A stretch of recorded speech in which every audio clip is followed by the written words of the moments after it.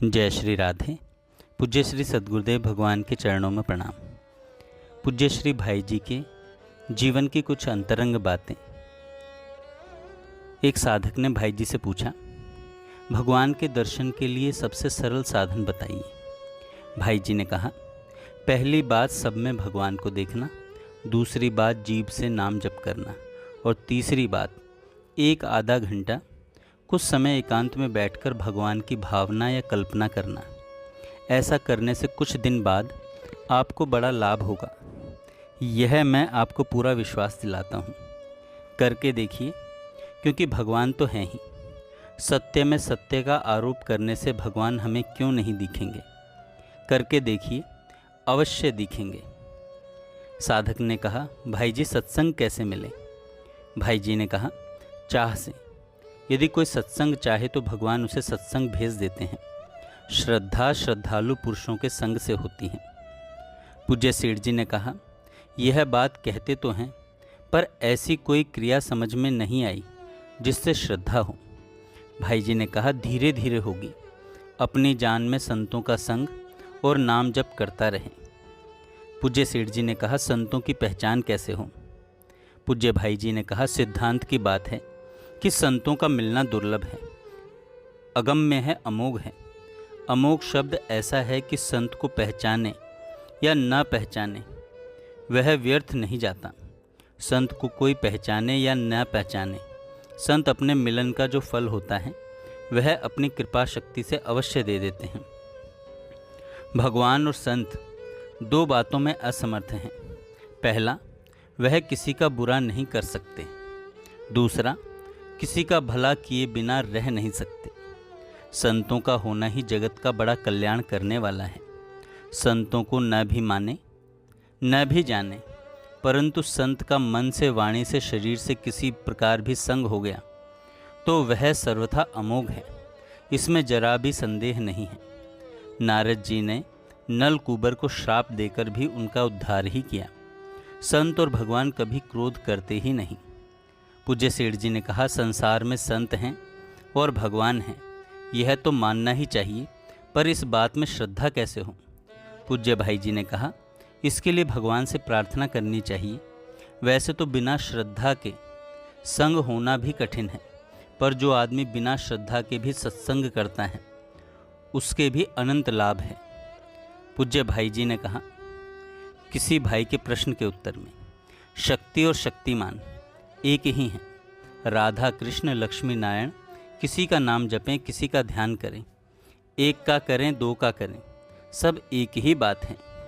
पूज्य सेठ जी ने कहा, श्रद्धा की बातें कही जाती हैं, सुनी जाती हैं, पर जैसी होनी चाहिए वैसी होती नहीं।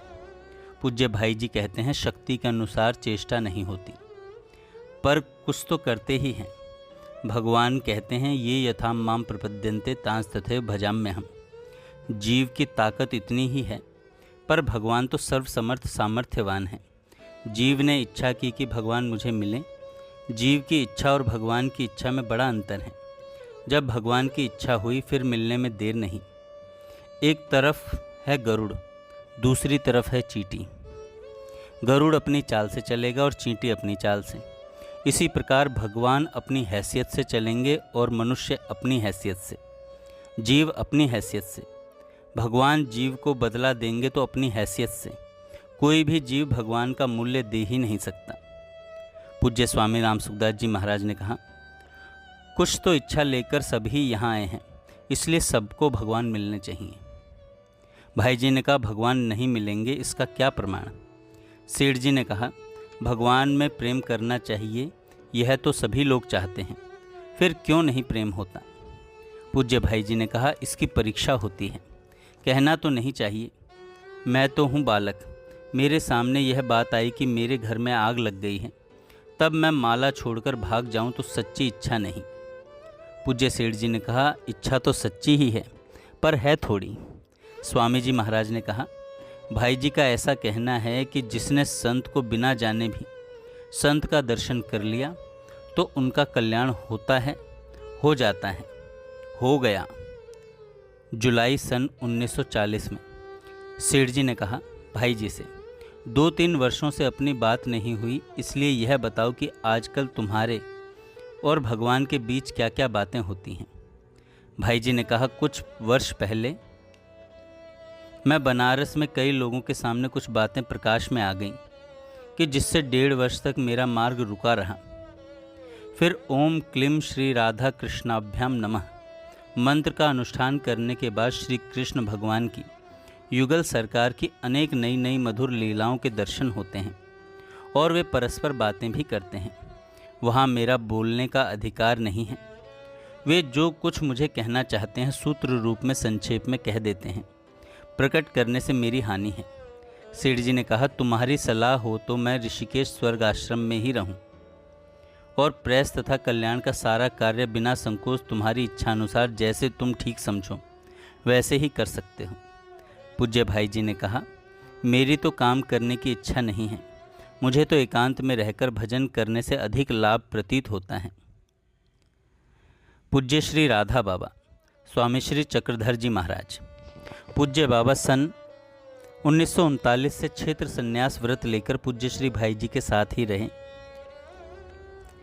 जनवरी 1938 भाई जी ने कहा, दुजारी जी मेरे जीवन की बातों को नोट करते हैं। इनकी तत्परता देखकर मन में आदर का भाव आता है, पर मैं इसमें जरा भी सहयोग करूं तो मुझे लज्जा आती है। मुझे मन से इस काम में बड़ी घृणा है। इसलिए मेरी स्थिति में आकर आप सलाह दीजिए कि मुझे क्या करना चाहिए। पूज्य राधा बाबा ने कहा, हाँ, ये मेरे से भी बार बार कहा करते हैं कि आप भी भाई जी से मुझे कुछ सहयोग देने के लिए कहिए। पूज्य भाई जी ने पूज्य बाबा से कहा, इनके अत्यधिक आग्रह को देखकर कभी कभी मैं अपने जीवन की कुछ बातें बता देता हूँ, पर यह मेरे मन के तनिक भी अनुकूल नहीं है। वर्तमान में मुझे नई नई अंतरंग लीलाओं के दर्शन होते रहते हैं। उन्हें मैं सर्वथा प्रकट नहीं कर सकता। दुजारी जी ने कहा, आपने कहा था कि सेठ जी की जीवनी लिखने में आप सहायता कर सकते हैं।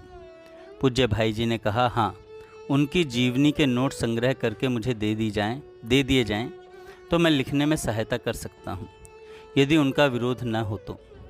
दुजारी जी ने कहा, भाई जी, जब आप लोग नहीं रहेंगे तब लोग आप दोनों के जीवन की घटनाओं को सुनने के लिए लालायित रहेंगे। पूज्य भाई जी ने कहा, तुम्हारी इच्छा हो तो तुम कर सकते हो, अन्यथा श्री चैतन्य महाप्रभु का जीवन ही पर्याप्त है। पूज्य बाबा ने कहा, भाई जी, चैतन्य महाप्रभु भी स्वरूप दामोदर एवं रघुनाथ दास को बहुत सी बातें बताया करते थे। तब ही तो वे अपनी डायरी कड़चों में इतनी बातें लिख सके जिनसे कविराज कृष्णदास ने श्री चैतन्य चरितामृत तैयार कर दिया, जिससे आज संसार का कितना उपकार हो रहा है। मैंने दुजारी जी से कहा था कि तुम्हारा कार्य भी श्री राधा कृष्ण की इच्छा से ही हो रहा है।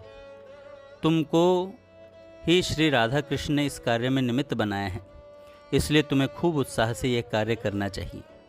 भाई जी के सहयोग न देने पर भी यह कार्य बहुत अच्छा हो सकता है। भाई जी ने कहा, यह बात ठीक हो सकती है। दुजारी जी ने कहा, कभी कभी तो मन में आती है कि मैं इतना परिश्रम करता हूँ, पर मेरे मरने के बाद इसे कौन पढ़ेगा। पूज्य बाबा ने कहा, मैं ऐसी बात नहीं समझता। हो सकता है कभी प्रेस वाले ही इनकी खुशामद करें। भाई जी, आपके प्रति इनका बड़ा अच्छा भाव है। आप तो एकांत में जीवन बिताना चाहते हैं और ये आपकी परवाह न करके लोगों को आपके पास रखने के लिए प्रयत्न करते हैं। पूज्य भाई जी ने कहा, इन्होंने बहुतों को इस नए काम में लगाया है। गोस्वामी जी, राम सुखदास जी महाराज, चवन राम जी, बद्री प्रसाद जी आचार्य, शिव किशन जी डागा, नंदलाल जी जोशी, इनकी नीयत अच्छी है। जय श्री राधे। आगे हम कल सुनेंगे।